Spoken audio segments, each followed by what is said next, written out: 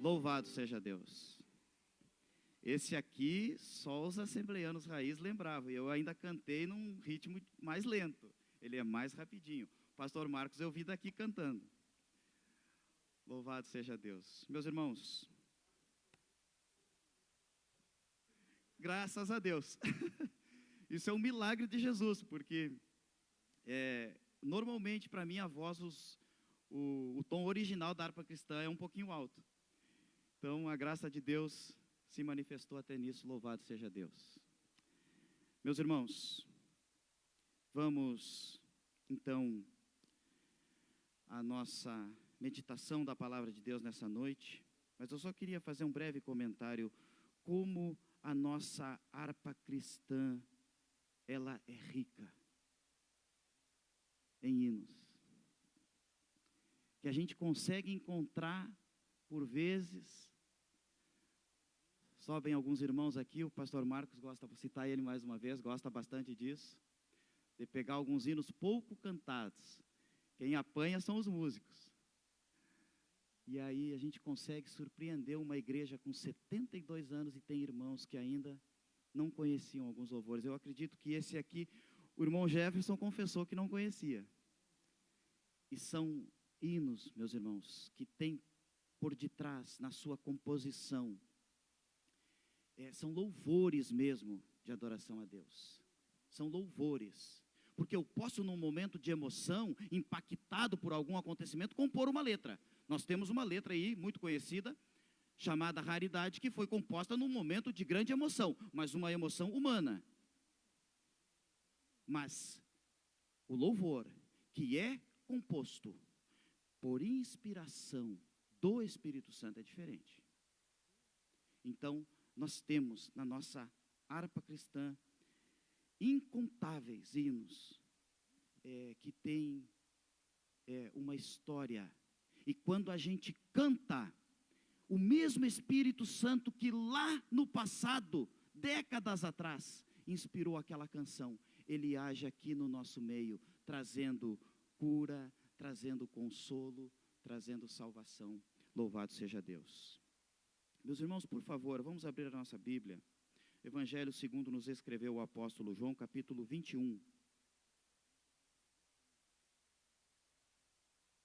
Eu quero compartilhar com os irmãos sobre o tema, a última lição do discipulado de Pedro.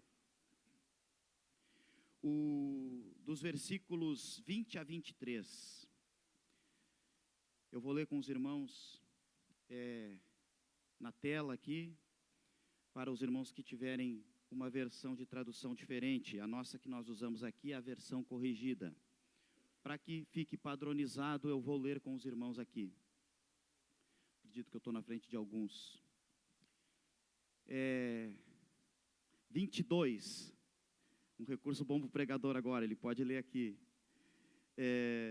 22, do capítulo 21, nos diz assim: Disse-lhe Jesus: se eu quero que ele fique até que eu venha, que te importa a ti? Segue-me tu. Esse é o 21? O 21? O 20, versículo 20. Aqui. E Pedro, voltando-se, viu que o seguia aquele discípulo a quem Jesus amava, e que na ceia se recostara também sobre o seu peito, e que dissera: Senhor, quem é que te há de trair? Vendo Pedro a este, disse a Jesus: Senhor, e deste, que será? Agora sim o 22, o 23. Disse-lhe, o 22, irmão, desculpa. Disse-lhe Jesus: se eu quero que ele fique até que eu venha, que te importa a ti? Segue-me tu. Louvado seja Deus. Por favor, meus irmãos, podemos assentar. Meus irmãos, esse tema, ele tem, há muito tempo, o Espírito Santo tem trabalhado nas minhas meditações, E como a gente sempre diz, nós temos muitos temas, muitos assuntos pertinentes nos nossos dias. E nós temos, às vezes, que escolher e orar a Deus para que o Espírito Santo direcione qual o tema mais pertinente naquele momento. E louvado seja Deus que o Espírito Santo sempre vai nos direcionando. E todas as palavras que têm sido proclamadas deste púlpito aqui, têm ido de encontro ao nosso coração e à nossa necessidade. Textos às vezes repetidos, que quando o pregador lê aqui, às vezes a gente pensa ali, de novo esse texto. E aí vem uma explanação de uma forma totalmente nova, totalmente direcionada pelo Espírito Santo, e o Espírito Santo, mais uma vez, enche essa casa de glória, de poder, com a sua majestade. E nós estamos aqui em um texto que é conhecido. Encerra-se aqui o ministério de Jesus. Em breve Jesus vai estar passando para os seus sucessores. Jesus teve um sucessor imediato, da mesma essência, do mesmo poder, da mesma glória e da mesma autoridade que ele, o Deus Espírito Santo. Quando Jesus diz que enviaria outro, que os discípulos não ficariam órfãos, mas que ele enviaria outro, ele está dizendo que era outro igual, da mesma substância. E ele envia, 40 dias depois, o Espírito Santo. Esse foi o sucessor imediato e o mais importante de todos. Mas também tiveram sucessores humanos. Homens, em particular, que andaram com ele durante 3 anos e meio aproximadamente. E um desses sucessores chama-se Apóstolo Pedro, que divide opiniões. O apóstolo Pedro divide opiniões porque alguns simpatizam mais, outros simpatizam menos. Mas uma coisa que nenhum de nós aqui pode negar: muitas vezes na nossa caminhada com Deus, nós nos vemos em atitudes que nos identificamos com Pedro. Ah, mas Pedro negou Jesus. E nós? Quantas vezes já não negamos Jesus? Às vezes a gente acha que negar Jesus é negar a divindade de Jesus, ou crer em Jesus como Filho de Deus. Não. Pedro, naquele momento, negou que não conhecia a Jesus. Mas nós negamos a Jesus, às vezes, nas mínimas coisas. Numa omissão, nós negamos Jesus. Numa palavra mal colocada, impulsiva, muitas vezes, nós negamos Jesus. Então, muitas vezes nós vamos olhar para a nossa própria vida. Se nós fazemos aquela terapia extraordinária, existe uma terapia que é sensacional, como diz o pastor Teyssen, que é aquela terapia do travesseiro. Quando encerra-se um dia e tu deita a tua cabeça.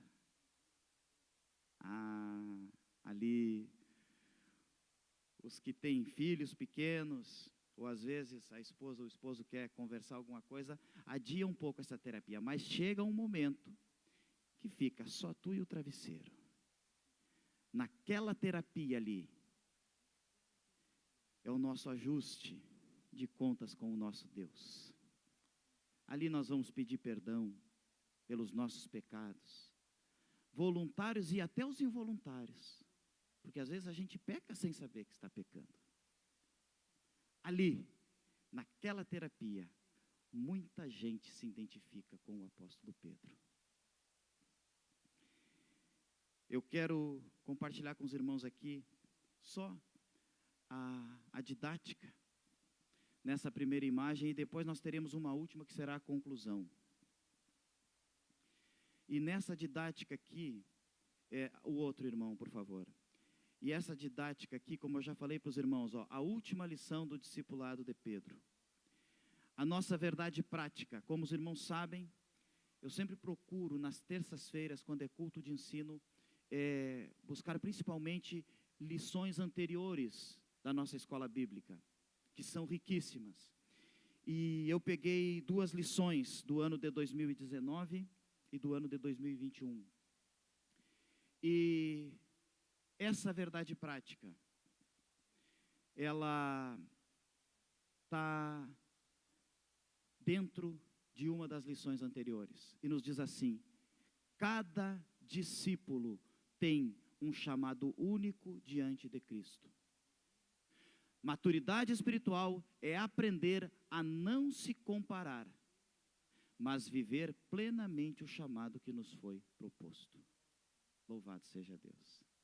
Aqui, meus irmãos, é o segredo, um dos segredos, para uma vida cristã, como discípulo e como seguidor de Cristo bem-sucedida. Cristo tem um ministério, um chamado, uma missão específica para cada um de nós. Nós não precisamos invejar e nem imitar o ministério de ninguém. O Espírito Santo nos chamou e nos vocacionou segundo Ele determinou que seria, para a edificação da igreja e para a glória do nome de Deus e para a glória do nome de Jesus. Por isso que nós batemos às vezes na tecla, mais uma vez, dos hinos. Hinos antropocêntricos. O que é hinos antropocêntricos? É que o homem é o centro das atenções e do contexto. Os verdadeiros hinos de adoração, os verdadeiros louvores são cristocêntricos. Porque o Deus Espírito Santo, Ele glorifica unicamente a Jesus. O Espírito Santo não glorifica nenhuma figura humana. O Espírito Santo glorifica unicamente a Jesus. E é esse Espírito Santo que tem um chamado específico, uma vocação, uma missão específica para cada um. Ele trata individualmente com cada um, nós vamos aprender isso na lição. No tópico 1, nós vamos ver o discipulado no contexto histórico-cultural, como que aqueles discípulos, eles se viram quando Jesus os chama, o famoso vem e segue-me. O que isso simbolizava e significava na vida deles, o impacto que isso tinha na vida deles. Nós vamos ver no tópico 2 o processo do discipulado de Pedro, que é o texto que nós lemos aqui. E no tópico 3, a última lição do discipulado de Pedro. Também ligado ao texto que nós lemos aqui, só que nós vamos voltar um pouquinho antes. Quando Jesus restaura o ministério de Pedro. Porque o ministério de Pedro estava destruído naquele momento, estava por terra. Pedro estava completamente envergonhado. E Jesus vem e restaura o ministério de Pedro. Isso é algo tão familiar a nós, a quem já segue a Jesus há bastante tempo. Os novos estão chegando agora, talvez estejam vivendo o primeiro amor. Mas quem é discípulo de Jesus, de longa data, sabe o que é passar por uma restauração espiritual. Quantas vezes nós já precisamos ser restaurados por Jesus? E, por último, nós vamos fazer uma aplicação na igreja de hoje. Como que nós podemos aplicar essa lição do discipulado de Pedro na nossa vida, como comunidade e individualmente também. Muito obrigado, irmão. Era isso aí. Meus irmãos, o apóstolo Pedro é um dos personagens mais fascinantes da Bíblia Sagrada. Eu vou ler algumas descrições aqui do apóstolo Pedro. Impulsivo. O que é uma pessoa impulsiva? Bom, eu vou simplificar em palavras. Uma pessoa que age primeiro e pensa depois. Fala primeiro e pensa depois. Fala primeiro e reflete depois sobre o que falou. E palavras, meus irmãos, é algo muito forte, muito poderoso. Porque uma vez que tu pronuncia, tu não retira ela. Tu pode te arrepender, tu pode pedir perdão, mas tu não consegue retirar. Quem convive em família aqui, família de sangue, sabe, vive isso, esse desafio constantemente. A vontade de falar, mas também o receio de que as palavras machuquem. E na nossa vida em comunidade, como igreja também, Pedro era um homem impulsivo. Pedro era um homem intenso. Tem um texto em Apocalipse que diz que Jesus, ele não tolera mornidão. Ou é quente ou é frio. Morno não. Morno Jesus vomita. Ele repele, ele rechaça. Então, uma coisa que ninguém pode acusar Pedro. Ah, Pedro era um crente morno. Não. Não. Pedro era um crente intenso e autêntico. E pagou sim, como nós pagamos, o preço às vezes em momento de impulsividade, de intensidade. Mas Pedro era verdadeiro. Pedro era falho.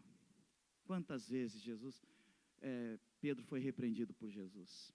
Essa que nós lemos aqui foi só uma das muitas repreensões de Jesus a Pedro. Só que a repreensão de Jesus era um líder especial, diferente. Porque as repreensões de Jesus nunca visaram destruir. As repreensões de Jesus sempre visou a edificação. Então, ela corta.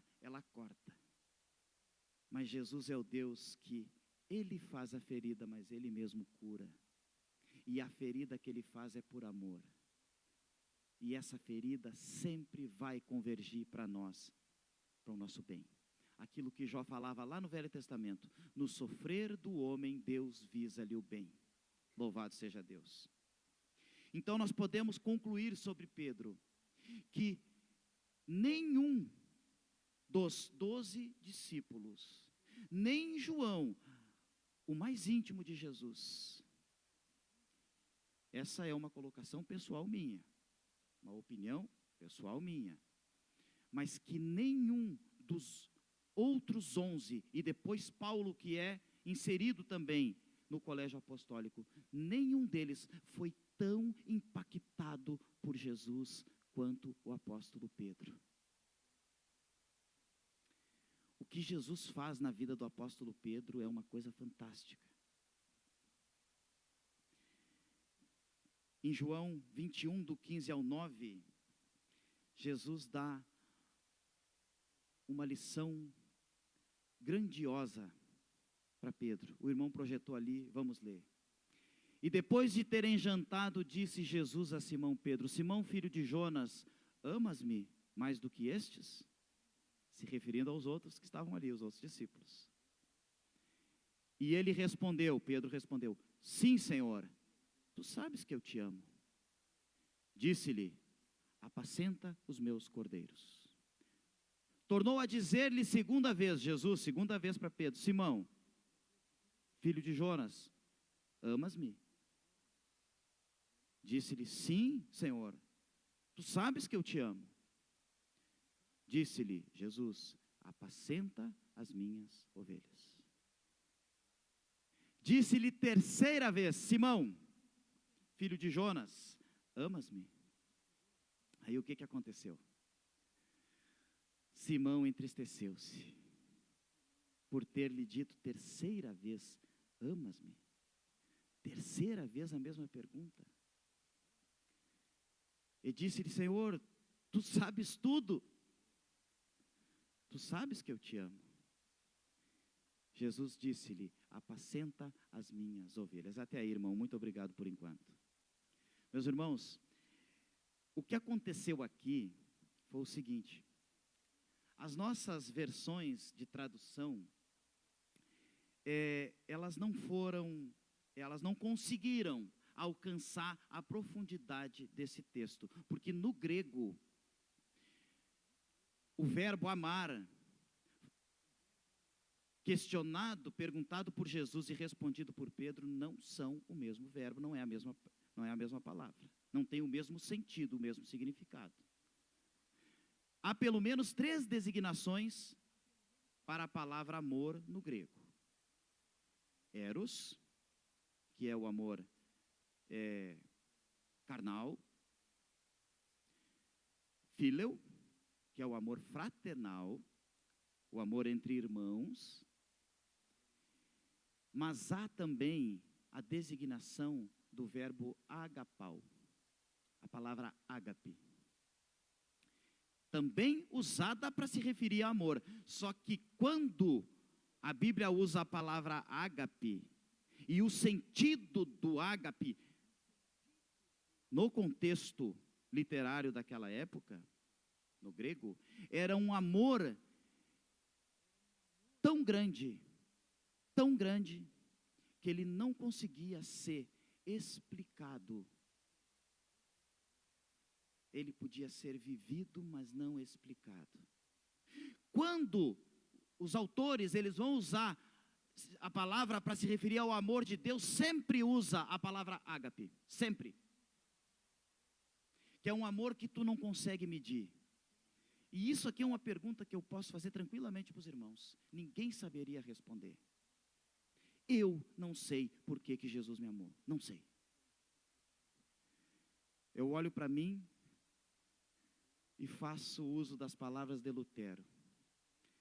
Lutero disse: eu olho para mim e não vejo como me salvar. E eu olho para Cristo e não vejo como me perder. Quando Jesus pergunta para Pedro: Pedro, tu me amas? Jesus está usando aqui, lá no grego, está usando ágape. Pedro, tu me amas? O que Jesus estava perguntando para Pedro? Pedro, tu me amas mesmo? A ponto de, se precisar, dar a tua vida por mim? Morrer por mim? Por amor do meu nome? Jesus poderia ter facilitado muito para Pedro. Jesus poderia ter usado a palavra, o verbo phileo. Mas não, Jesus usou o ágape. E aí o que Pedro vai responder? Ele está diante de um amigo que ele conhecia muito bem. E ele sabia que dias atrás ele tinha decepcionado esse amigo profundamente. Uma das cenas mais emblemáticas da Escritura Sagrada é quando Pedro nega pela 3ª vez e Jesus está vindo. E os olhares se cruzam. Tem até um hino que fala sobre o olhar de Jesus cruzando com o olhar de Pedro. Naquele momento, naquela troca de olhares, Pedro se dá de conta do que Jesus tinha dito. Pedro disse num momento de impulso: eu vou com o Senhor até a morte, se precisar eu morro no lugar do Senhor, eu morro pelo Senhor. Aí Pedro disse para ele: Pedro, tu morrerias por mim? Antes que o galo cante, tu vai me negar 3 vezes. Quando Pedro nega a 3ª vez, Jesus vem passando. E aí a Bíblia diz que Pedro chorou amargamente. E aí às vezes as pessoas podem até pensar, quem não conhece Jesus pode até pensar isso. Jesus olhou com um olhar de acusação. Viu, Pedro? Eu te disse? Não. Pedro chorou porque o olhar de Jesus foi de misericórdia. O olhar de Jesus foi de misericórdia, porque Jesus já sabia que ele ia negar, e Jesus já o tinha perdoado antes que ele negasse. Só que aquele olhar de Jesus trouxe um profundo pesar, que gerou arrependimento, não remorso. Arrependimento e remorso são sentimentos muito parecidos. Mas o que difere um do outro? remorso, tu sente o pesar, tu sente a dor, tu sofre por causa daquele erro, mas passa um tempo, se tu tiver a oportunidade, tu erra de novo, tu cai de novo no mesmo pecado. Arrependimento não. Arrependimento verdadeiro, da palavra metanoia no grego, é tu mudar completamente. Eu estou andando para cá, eu passo a andar para cá. Isso é arrependimento. O que gerou em Pedro foi um arrependimento. Então, quando Jesus traz à tona aquele assunto, aquilo ali fere, é como se tirasse a casquinha de uma ferida que estava cicatrizando. Mas por que Jesus fez isso? Porque Jesus estava trabalhando em um pregador da palavra de Deus, que alguns dias depois, ele não sabia, mas alguns dias depois, ele ia pregar uma mensagem, e 3.000 almas iam se render aos pés de Jesus.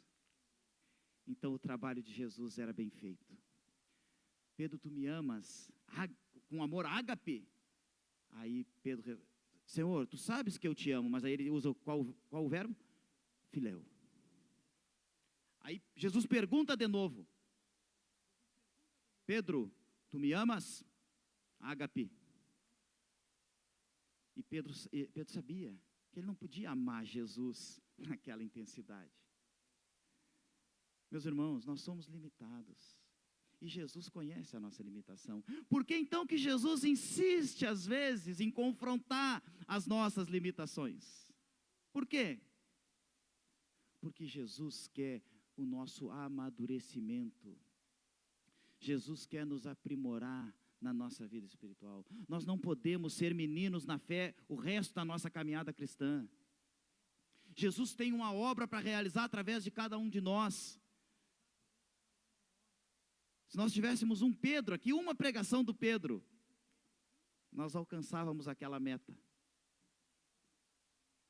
Aí Pedro responde a segunda vez, Senhor, tu sabes que eu te amo, mas ele não usa a palavra ágape. Ele usa de novo filéu. Senhor, tu sabes que eu te amo, mas é um amor limitado. E aí Jesus pergunta a terceira vez, Pedro, tu me amas? Aí aí bateu a tristeza.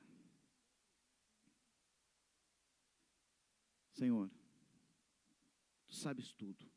Jesus sabia. Pedro tinha uma limitação. Naquele momento, Pedro não tinha condições de amar Jesus no nível de intensidade que Jesus estava perguntando.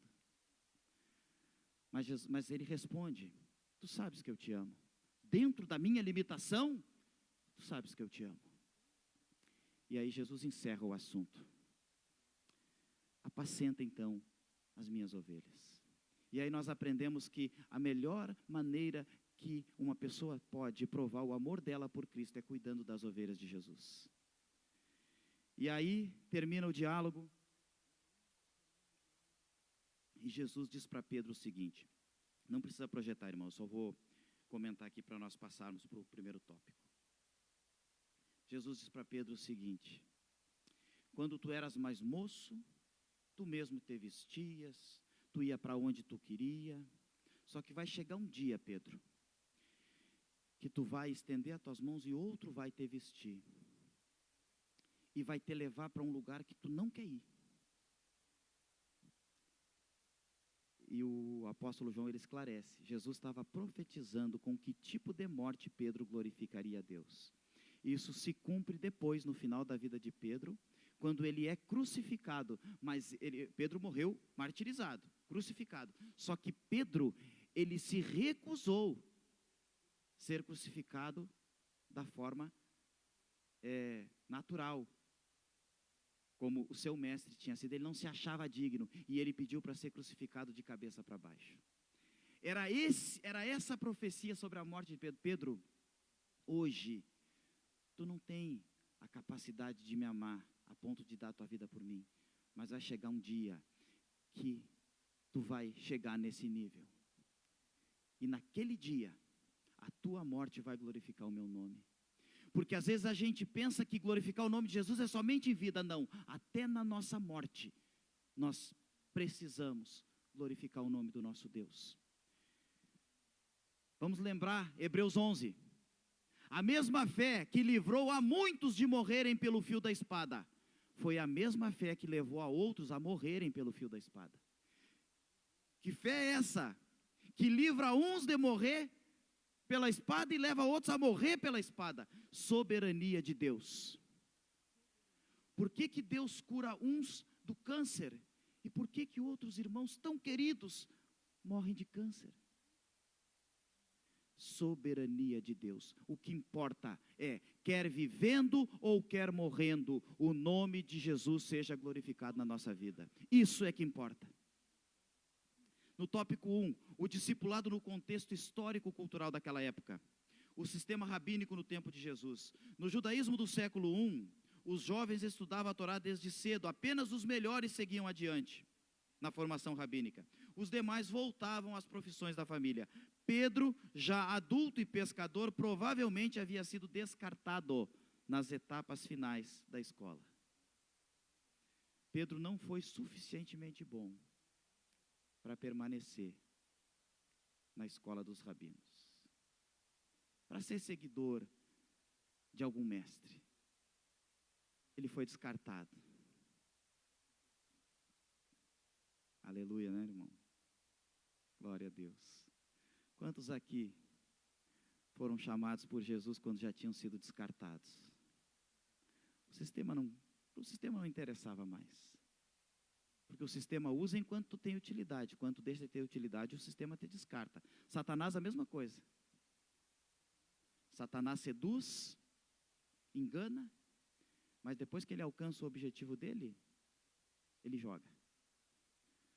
Jesus Cristo não. Jesus Cristo está passando. Jesus foi nas escolas daquela época para selecionar os melhores, os mais eruditos e convidar. Vem. Não. Jesus saiu pelas ruas. E ele marcou e botou o dedo naqueles que não tinham lugar nas escolas religiosas daquela época. Jesus escolhe Pedro, um homem simples e pescador. Por isso que Pedro faz algumas declarações impactantes. Quando Jesus pergunta, muitos já foram embora. A multidão que tinha enchido a barriga um dia antes, no outro dia veio de novo. Mas veio de novo para encher a barriga, porque eles estavam preocupados com o pão que tinha sido multiplicado no dia anterior. Aí quando Jesus muda o discurso, quando o discurso era mais duro, se vocês quiserem ter parte comigo, vocês têm que comer da minha carne e beber do meu sangue. É lógico que não era no sentido literal. Mas só que a aplicação espiritual disso é estar em Jesus e Jesus estar em nós. E isso implica uma responsabilidade muito grande. E são poucos os que estão dispostos a pagar esse preço. E aí quando Jesus traz um discurso duro, a multidão, os que estavam preocupados só com o pão, foram embora. E aí os discípulos, alguns também foram. E aí Jesus pergunta para os 12, vocês também vão querer ir embora? Pedro toma a palavra. Para quem iremos nós? Se só tu tens as palavras de vida eterna. Pedro ia virar as costas para o único homem, a única pessoa que deu uma oportunidade para ele. E naquele momento, naquela declaração, como algumas outras, Pedro demonstra o quanto esse chamado tinha impactado a sua vida. Certamente, nós aqui, ninguém sabe explicar por que Jesus nos escolheu. E nunca vamos conseguir explicar. Mas o importante é que Jesus nos escolheu. Lá onde estávamos, nas mais diversas situações, Jesus nos viu e nos chamou, segue-me. E todos que estão aqui, que já receberam a Cristo como seu Senhor e Salvador, aceitaram esse convite. E eu tenho certeza disso que eu vou dizer aqui. Ninguém que aceitou o convite de Jesus para seguir a Jesus, se arrependeu dessa escolha. Foi a melhor escolha que nós fizemos na vida. Isso, o chamado de Jesus, portanto, foi revolucionário, porque ele escolheu os mais simples. Ele não escolheu os mais capazes. Se o pastor Joel me der uma missão e mandar eu escolher, a lógica manda, tu vai escolher pessoas que tu tem mais afinidade e pessoas que tu entende que tem mais potencial para aquela missão. Jesus foi na contramão. Jesus escolheu aqueles que nenhum rabino escolheria, porque eles já tinham sido reprovados lá atrás. Mas Jesus escolheu. E desses homens simples, que ninguém dava nada, Jesus multiplicou a sua igreja, a ponto de 2000 anos depois, nós estarmos aqui falando e meditando na vida do apóstolo Pedro. Só Jesus pode fazer isso. Um discípulo em processo de maturação, o Pedro impulsivo. Nós vemos o Pedro se destacando pela impulsividade. Quando Jesus está andando sobre as águas, Senhor, eu quero ir também. Vem, Pedro. E o Pedro se joga. E já imediatamente o Pedro afunda. E aí Jesus vem e socorre Pedro. Impulsividade. E aqui, meus irmãos, nós começamos a ver que quando o Pedro, depois de terminar o seu discipulado, não é aquele discipulado que os irmãos fazem aqui, aquele é o primeiro da chegada, onde é apresentado as doutrinas bíblicas e o estatuto da igreja, porque cada comunidade, cada organização tem que ter suas regras. Se não tiver regras, vira bagunça. Ali é o primeiro discipulado. Só que o discipulado de Jesus, conosco, ele dura um pouquinho mais. Nós podemos dizer que ele dura toda a vida, mas só que chega um estágio em que nós podemos dizer que nós estamos já maduros espiritualmente. Não somos mais levados por qualquer vento de doutrina. Quando tu chega nesse estágio, Pedro, até chegar nesse estágio, ele passou por muitos momentos de impulsividade, mas chegou um dia que Pedro desenvolveu na sua vida um fruto do Espírito, chamado domínio próprio.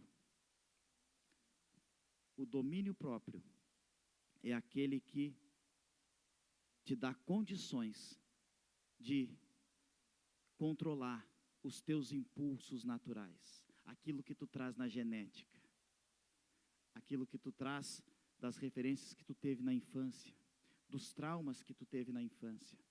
Jesus vai te curando de tudo isso. O Espírito Santo vai fazendo uma nova obra. E o Espírito Santo de Deus desenvolve o domínio próprio. E quando Pedro desenvolveu isso na sua vida, aí o Pedro está pronto. Agora o Pedro pode ir e a mão de Jesus vai ser com ele. E aí tem toda a história do apóstolo Pedro, registrada principalmente no livro de Atos dos Apóstolos. A profecia sobre a conversão de Pedro, teve uma certa feita que Jesus diz para Pedro o seguinte: Pedro, Satanás, ele quis te pôr à prova, mas eu roguei por ti, para que a tua fé não desfalecesse. Meus irmãos, tem momentos que nós não temos estrutura para suportar. É por isso que Jesus não permite.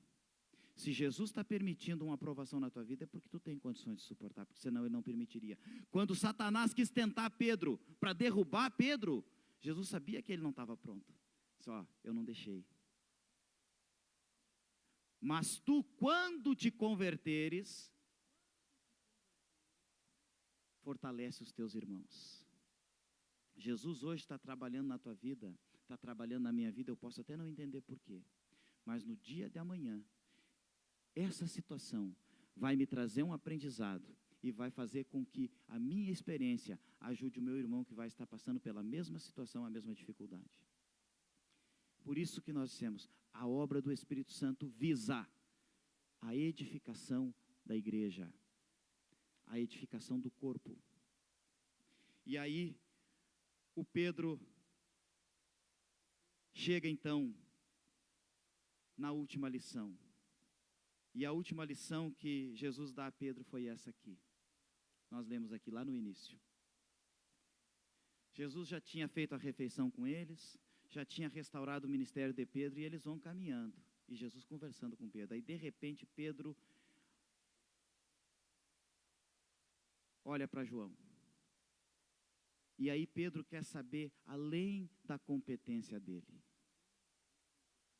Pedro quer invadir uma jurisdição que não era a dele. E ele pergunta: e aquele ali, Senhor, o que vai ser dele? Aí naquele momento, Jesus corrige a Pedro. E quando nós vamos lá no grego, nós vamos ver que literalmente Jesus cortou Pedro. Jesus não permitiu que Pedro levasse adiante aquele assunto. Em outras palavras, meus irmãos, se nós fôssemos usar o nosso bom e velho português, quando Pedro, Jesus estava falando sobre o ministério dele, bênção. Quando Pedro quis saber do ministério de João, Jesus diz para ele o seguinte: Pedro, isso não é da tua conta. Foi isso aqui que Jesus falou. Palavra dura, mas como nós dissemos aqui, as palavras duras de Jesus não visam a nossa destruição. Os não que Jesus nos dá não visa o nosso fracasso, o nosso naufrágio na fé. Visa o nosso amadurecimento. E aqui Jesus ensina para Pedro uma lição fantástica. E feliz aquele discípulo de Cristo, feliz aquele irmão, aquela irmã que alcança esse grau de maturidade, de se limitar a olhar apenas o seu ministério, a se preocupar em se reportar apenas a Jesus Cristo, porque em primeira e última instância nós nos reportamos a Cristo. Cada um dará conta de si mesmo a Deus. Nós respondemos aos nossos líderes ao longo da nossa caminhada? Respondemos. Mas em primeira e última instância nós respondemos a Jesus. Essa jurisdição é de Jesus, ele não outorga para ninguém. Quando Pedro quis ir além, aí Jesus corrige Pedro. Pedro, se eu quiser que ele fique até que eu venha, isso, eu estou usando uma palavra, eu estou usando um português bem claro aqui para os irmãos. Pedro, isso não é da tua conta. Tu segue-me. A tua missão, Pedro, é me seguir. Ele trata comigo, assim como tu trata comigo, e como todos os seguidores de Jesus tratam com Jesus ao longo de sua vida. E por último, tratarão com Jesus no tribunal de Cristo. Não é para condenação, louvado seja Deus, porque o sangue derramado na cruz do Calvário já nos livrou da condenação eterna. Mas lá as obras vão ser pesadas numa balança. E o galardão, a recompensa vai ser segundo as obras de cada um. Se pesar positivo na balança, bênção. E aqui, meus irmãos, nós nos encaminhamos para o fim. Eu quero compartilhar com os irmãos Salmo 131, por favor, irmão. Esse salmo é muito rico, nós não vamos poder nos deter com profundidade nesse salmo, mas eu preciso compartilhar com os irmãos. Salmo 131, um salmo de Davi. Senhor, o meu coração não se elevou, e nem os meus olhos se levantaram. Não me exercito em grandes matérias, ou em grandes assuntos, nem em coisas muito elevadas para mim. Certamente que me tenho portado e sossegado, como uma criança desmamada de sua mãe. A minha alma está como uma criança desmamada. Até aí, meu irmão. Muito obrigado. Meus irmãos, esse salmo, ele é de uma profundidade muito grande.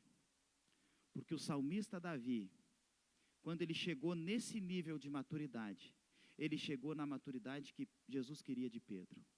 E ele chegou na maturidade que Jesus quer de cada um de nós. A vida, meus irmãos, é muito complexa. Existem coisas que nós vamos saber o porquê, existem outras que não. E se nós nos determos demais em querer saber coisas além da nossa capacidade, nós vamos trazer sobre nós uma sobrecarga. E essa sobrecarga pode ser a causa do naufrágio da nossa fé. Quantos, o próprio apóstolo Paulo diz, quantos se envolveram em questões que não eram para se envolver e acabaram deixando Cristo. E ao longo da nossa caminhada, quantas vezes a gente vê? Às vezes, a gente tem, pela nossa natureza humana, curiosidade. Meus irmãos, o nível de maturidade que Jesus quer é de que nós tenhamos a curiosidade de saber apenas aquilo que Deus quer que nós saibamos. Jesus, eu quero estar no centro da tua vontade. Esse assunto aqui, o que esse assunto vai edificar na minha salvação? Nada. Então, não quero saber dele. O salmista, ele alcança, eu até anotei aqui para os irmãos, uma análise exaustiva e profunda que eu achei. Humildade e autopercepção. O coração não se elevou. No hebraico, sugere orgulho ou altivez. Davi afirma que no seu interior não se encheu de soberba, ecoando o ideal de humildade verdadeiro diante de Deus, que é fundamental, era fundamental na ética hebraica. Eu só posso ir até aqui. Meus irmãos, se tem uma coisa, quer ver, e o reino de Deus é organizado, louvado seja Deus por isso. Por isso que Jesus nos ensina na oração, venha o teu reino, e seja feita a tua vontade aqui, como ela é feita no céu, porque no céu a vontade de Deus é absoluta, é imperativa e é soberana. Aqui nem sempre prevalece a vontade de Deus, às vezes prevalece a nossa. Mas, aqui, o grau de maturidade que Jesus está requerendo é um grau de maturidade que tu adquire conhecimento, mas um conhecimento que te liberta a cada dia, não um conhecimento que te escraviza. Porque Salomão fala de 2 tipos de conhecimento. Ele fala de um conhecimento que pesa. E esse conhecimento que ele alcançou pesou. Tem coisas, meus irmãos, que não é da nossa conta. Tem coisas que não é. Se nós nos determos em certos assuntos, se nós nos determos em determinadas situações, nós corremos um grande risco de fracassar na fé. E o que Pedro aprendeu nessa última lição aqui, é que ele tinha um limite. Como nós já dissemos, o reino de Deus é organizado. E aonde a administração em família também precisa ser. As pessoas precisam saber quem elas são, qual é a minha função, até onde eu posso ir. Porque quando eu não sei a minha função e até onde eu posso ir, eu ultrapasso limites. E quando eu ultrapasso limites, eu desrespeito pessoas, eu machuco pessoas, eu peco contra Cristo. Porque às vezes eu estou indo numa jurisdição que não é mais a minha. Se para a gente, meus irmãos, que caminhamos há tantos anos, tem situações e circunstâncias que é difícil da gente lidar. Imagina para quem está chegando agora. E aí tu vai pegar uma informação que não vai edificar em nada e vai lá levar para o teu irmão que está chegando. Daqui a pouco a minha colocação, eu tenho que saber até o que eu falo, eu tenho que saber se o que eu vou compartilhar, aquele irmão tem maturidade espiritual para saber daquele assunto. Então, meus irmãos, encerrando aqui, vamos à aplicação. A última imagem, por favor, irmão, e aqui nós vamos encerrar. Essa é a aplicação de tudo isso que a gente meditou aqui hoje. aplicando a igreja de hoje, o que nós aprendemos aqui, dentre as muitas lições que poderíamos ter extraído?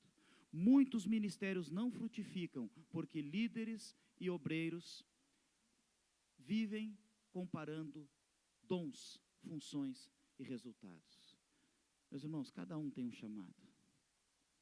Eu me envergonho de tantas vezes que eu abri a boca para falar bobagem. E depois o tempo se encarregou. Jesus usou a vida e o tempo para me provar que eu estava errado, que as minhas palavras foram equivocadas. Porque se fosse eu nesse ministério, eu fazia e acontecia. Fazia nada. Porque às vezes eu chego lá, e aí eu me deparo com a realidade. A teoria é muito bonito, só que a prática é diferente. O maior chamado não é superar o irmão, mas seguir fiel a Cristo. Os irmãos sabem qual é a única competição que nós temos? Nós temos uma competição só. É contra nós mesmos. É eu ser hoje melhor do que eu fui ontem, e amanhã melhor do que eu fui hoje. Se eu estiver sendo vitorioso nessa competição, louvado seja o nome de Jesus, eu estou cumprindo o meu ministério com fidelidade. A minha competição não é para ser melhor que o irmão, para pregar igual ao irmão, para cantar igual ao irmão. Não. Cada um tem um chamado. E quando eu estou no centro da vontade de Deus, o nome de Jesus é glorificado. A única competição legítima é contra nós mesmos, ser hoje melhor do que fomos ontem, na graça e na fé. E por fim, a maturidade espiritual. Fiquemos em pé, por favor, meus irmãos. A maturidade espiritual consiste em descansar no nosso chamado, sem inveja ou ciúme. Que Deus nos abençoe. Por favor, pastor Joel. Louvado seja Deus. Que o Espírito Santo nos conduza para que tudo na nossa vida e na nossa família seja para a honra e a glória do nome dele.